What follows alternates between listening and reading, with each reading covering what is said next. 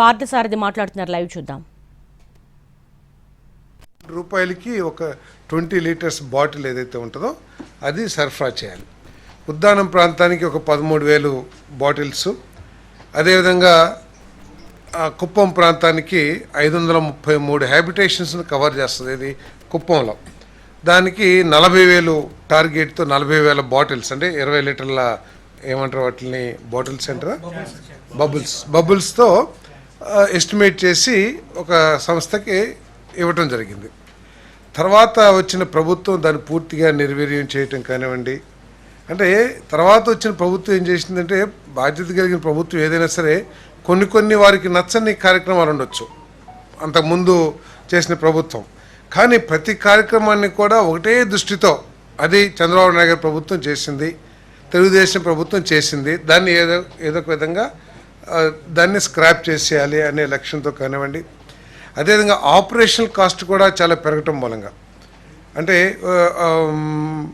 ఉద్దానం ప్రాంతంలో fixed cost ఏమో అట్లాగే లేబర్ కాస్టు లేకపోతే వర్కర్స్ కాస్ట్ అట్లాగే ఉంది, లేకపోతే ట్రాన్స్పోర్ట్ ఛార్జెస్ పెరగటం మూలంగా కానివ్వండి, లేకపోతే మన తర్వాత 13,000 అక్కడ ఎస్టిమేట్ చేస్తే కేవలం 4,000 బబుల్స్ మాత్రమే అమ్ముడు అవటం.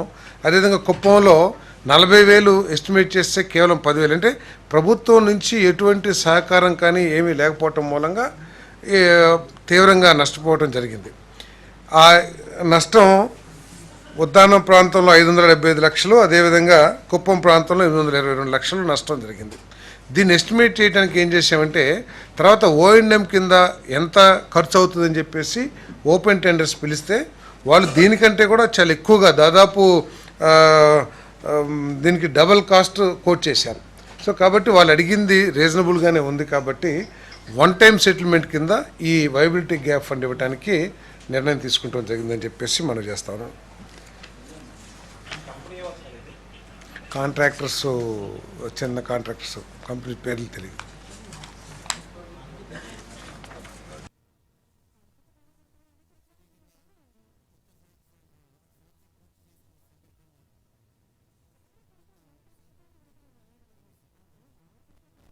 ఏడు మంది యావజ్జీవ ఖైదీలకు క్షమాభిక్ష మంజూరు చేయడం జరిగిందని చెప్పేసి మనం చేస్తాం.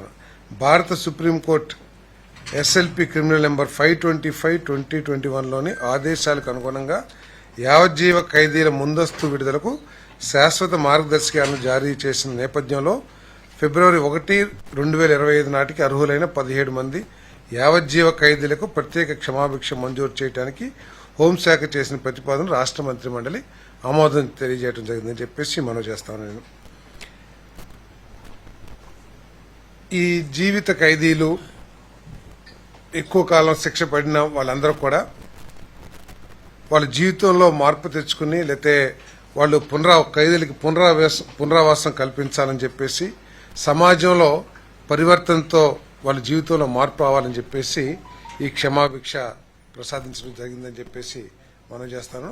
వీళ్ళు కానీ మళ్ళీ ఏదైనా క్రిమినల్ యాక్టివిటీస్లో కానీ పనుల్లో కానీ ఉంటే ఈ క్షమాభిక్షను రద్దు చేయడానికి కూడా ప్రభుత్వం నిశ్చయం తీసుకుందని చెప్పేసి మనం చేస్తాను. మరి ప్రభుత్వం ఈ జైల్స్ అన్నిటినీ కూడా రిఫార్మ్ చేయాలని, ఈ ఖైదీల క్షమాభిక్షకు సంబంధించి, ఖైదీల పరివర్తనకు సంబంధించి వీళ్ళందరూ కూడా ఏంటంటే అక్కడ లోకల్ పోలీస్ స్టేషన్స్కి రెగ్యులర్ టచ్లో ఉండి వీరి ప్రవర్తన మీద ఎప్పటికప్పుడు నిఘా సంస్థల ద్వారా కానివ్వండి, లేదా పోలీస్ స్టేషన్ ద్వారా కానివ్వండి రిపోర్ట్స్ తెప్పించుకుని వాళ్ళని పర్యవేక్షించడం కూడా జరుగుతుంది. మరి భవిష్యత్తులో కూడా ఈ జైల్స్ని రిఫార్మ్స్ తీసుకురావాలని చెప్పేసి అన్ని కూడా ప్రభుత్వం ఆలోచన చేస్తుందని చెప్పేసి నేను మనం చేస్తా ఉన్నాను. అదేవిధంగా 248